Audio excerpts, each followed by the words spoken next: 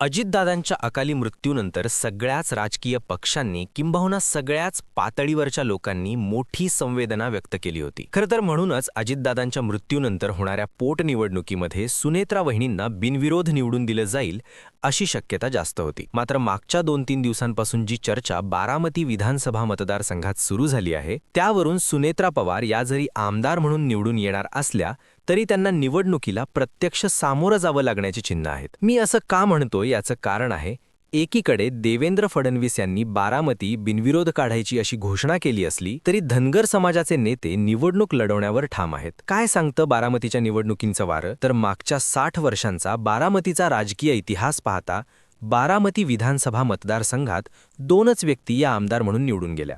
पहिली व्यक्ती म्हणजे शरद पवार आणि दुसरी व्यक्ती म्हणजे अजित पवार. पण आता तिसरी व्यक्ती विधानसभा मतदारसंघाचा आमदार होणार आहे. बारामती विधानसभा निवडणुकीच्या पोटनिवडणुकीतील राजकीय घडामोडींची माहिती देण्याआधी मी तुमचं लक्ष एका गोष्टीकडे वेधू इच्छितो, कारण ती गोष्टच ही निवडणूक होण्याला कारणीभूत असेल. अजित पवारांच्या अकाली निधनानंतर पुण्यश्लोक अहिल्यादेवी शासकीय वैद्यकीय महाविद्यालयाशी संलग्न सर्वोपचार रुग्णालयाला अजित पवारांचं नाव द्यायचं होतं. मात्र इथे ट्विस्ट आला आणि ज्या रुग्णालयाला अजित पवार यांचं नाव द्यायचं होतं त्या रुग्णालयाचं नाव देखील अहिल्यादेवी होळकर असं आहे. असं काहींचं म्हणणं आहे ते बदलून अजित पवारांचं नाव देणार आहेत म्हणून विरोध चालू झाला. आणि इथूनच हॉस्पिटलच्या नामविस्ताराला म्हणजेच अजित पवारांच्या नावाला विरोधाची बीजं रवली गेली. नक्की काय आहे हे प्रकरण जाणून घेऊयात या व्हिडिओच्या माध्यमातून. राज्यात 2 ठिकाणी पोटनिवडणुका होत आहेत. त्या संबंधानं निवडणूक आयोगानं घोषणा देखील केली आहे.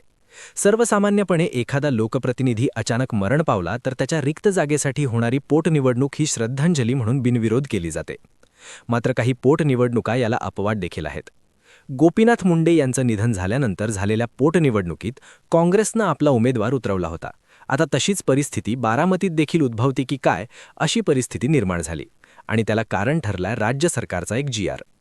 वास्तवात 31 मे 2023च्या शासनादेशानुसार बारामतीमधील शासकीय महाविद्यालयाला पुण्यश्लोक अहिल्यादेवी होळकर यांचं नाव दिलं गेलं. मात्र बारामतीचे आमदार तथा राज्याचे उपमुख्यमंत्री अजित पवार यांच्या निधनानंतर 2 मार्च 2024ला एक बातमी आली की राज्य सरकार पुण्यश्लोक अहिल्यादेवी शासकीय वैद्यकीय महाविद्यालयाशी संलग्न असणाऱ्या सर्वोपचार रुग्णालयाला अजित पवार यांचं नाव देणार आहे. या बातमीने एकच गलका उठला. बारामतीमधील बहुतांश धनगर समाजातील वजनदार चेहरे या निमित्तानं पुढे आले आणि त्यांनी या गोष्टीला विरोध केला. सुरुवातीला फक्त सोशल मीडियात याविषयीच्या पोस्ट लिहिल्या गेल्या. निषेधाचा सूर उमटला. पत्रकार परिषदा झाल्या आणि निषेधाचा सूर वाढू लागला. धनगर समाज बांधव सरकारच्या या निर्णयाच्या विरोधात एकत्र आले. अशातच पोटनिवडणुकीची घोषणा झाली आणि बारामतीच्या राजकीय मैदानात एंट्री झाली ती OBC नेते लक्ष्मण हाके यांची. गेला मोठा कालावधी लक्ष्मण हाके OBC प्रश्न आणि धनगर आरक्षण यावर आंदोलन करतायत. मेडिकल कॉलेजच्या नामविस्ताराच्या प्रकरणावरून लक्ष्मण हाके यांनी थेट पवार कुटुंबियांवर टीका करत येथील निवडणूक बिनविरोध करण्यास विरोध दर्शवला. वास्तवात बारामतीमध्ये धनगर समाज बांधव एकत्र येण्याची ही पहिलीच वेळ नव्हती. यापूर्वी देखील धनगर आरक्षणा प्रश्नाला सुरुवात झाल्या त्यावेळी बारामती या प्रश्नासाठी मोठी सभा झालेली. 6 महिन्यांपूर्वी देखील धनगर आरक्षणाच्या अनुषंगानं बारामतीत बैठक झाली होती. त्यात सर्वपक्षीय धनगर समाज बांधवांचा समावेश होता. थोडक्यात बारामती ही धनगर समाजासाठी एक सेंट्रलाइज्ड गोष्ट झाली होती असं म्हणता येईल. आणि यामागचं प्रमुख कारण आहे ते म्हणजे बारामतीतील धनगर समाजाची असणारी लोकसंख्या. बारामतीत जवळपास 3,65,000हून अधिक मतदारांची संख्या आणि यात 70,000हून जास्त धनगर समाज बांधव आहेत.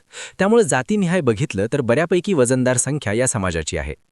मेडिकल कॉलेज पूर्ण झालं तेव्हा देखील धनगर समाजाची अस्मिता हा विषय डोक्यात ठेवूनच मेडिकल कॉलेजला पुण्यश्लोक अहिल्यादेवी यांचं नाव देण्यात आलं होतं.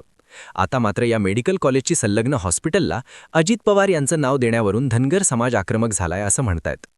त्यांचा या गोष्टीला विरोध आहे आणि याच गोष्टी लक्षात घेत लक्ष्मण हाके यांनी निवडणुकीत उडी घेण्याबाबत वक्तव्य केलंय. नक्की काय म्हणालेत लक्ष्मण हाके? लक्ष्मण हाके याबाबत म्हणालेत, आपण निवडणूक लढवावी यासाठी बारामतीतील कार्यकर्त्यांकडून मोठा आग्रह आहे. तसेच दादांच्या निधनानंतर 3ऱ्या दिवशी शपथविधी होतो. मग आम्हीच त्यांच्या निधनाचं दुःख का व्यक्त करायचं? निवडणुका होणं ही लोकशाहीच्या दृष्टीने एक चांगली गोष्ट आहे. निवडणुका बिनविरोध होणार असतील तर लोकशाहीचा अर्थ निघून जातो. बारामती विधानसभेची पोटनिवडणूक लढवावी म्हणून मला शेकडो कॉल आलेत. बारामती परिसरातील कार्यकर्त्यांना भेटून मीच पोटनिवडणूक का लढवावी असं त्यांना वाटतंय याबाबत मी त्यांच्याशी चर्चा करेन आणि चर्चेनंतर माझी भूमिका जाहीर करेन.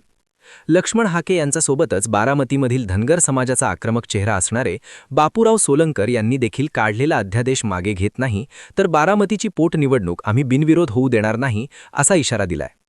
बरं, या प्रकरणांमध्ये सगळेच धनगर बांधव हे नामविस्ताराच्या विरोधात आहेत असेही नाही. राष्ट्रवादी काँग्रेसशी संबंधित प्रतिष्ठित धनगर समाजाचा चेहरा राहिलेले विश्वास नाना देवकाते आणि इतरही प्रतिष्ठित चेहऱ्यांनी या नामविस्ताराला आपली सहमती दर्शवली आहे. याविषयी प्रतिक्रिया देताना अजितदादा यांना अहिल्यादेवी यांच्या कामाबद्दल आदरच होता आणि मेडिकल कॉलेजचं नाव आहे तसंच ठेवण्यात येणार आहे. फक्त संलग्न रुग्णालयाला अजितदादा यांचं नाव देण्यात येणार आहे. असं असेल तर यात हरकत काय असा प्रश्न देखील यांनी विचारलाय. आता यात मोठी मेख ही आहे की बारामतीसोबतच शिवाजीराव कर्डिले यांचं निधन झाल्यानंतर रिक्त झालेल्या राहुरीच्या जागेवर देखील पोटनिवडणूक होणार आहे. आणि या पोटनिवडणुकांच्या अनुषंगानं बोलताना राज्याचे मुख्यमंत्री देवेंद्र फडणवीस यांनी बारामती आणि राहुरी या दोन्ही पोटनिवडणुका बिनविरोध व्हाव्यात असा आमचा प्रयत्न असेल.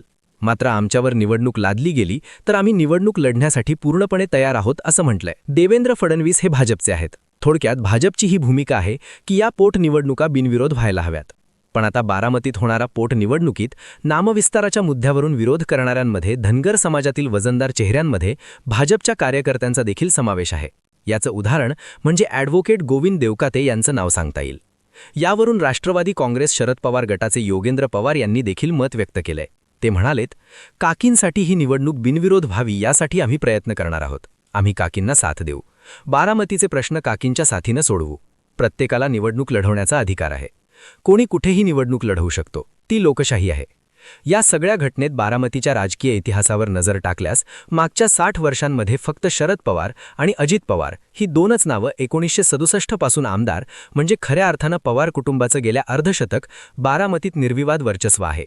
मात्र अजितदादांच्या निधनानंतर महाराष्ट्रातील सर्वात पॉवरफुल मतदारसंघाच्या इतिहासात तिसऱ्यांदा आमदार बदलणार. आता ही पोटनिवडणूक बिनविरोध होणार की लक्ष्मण हाके हे नामविस्तार प्रकरणावरून निवडणूक लढवणार हे येत्या काही काळात स्पष्ट होईलच. मात्र यावरून आजवर एक हाती शिलेदार ठरलेल्या पवार घराण्याच्या वर्चस्वाला सुरुंग लावण्याचा प्रयत्न होतोय हे देखील तितकंच खरं आहे.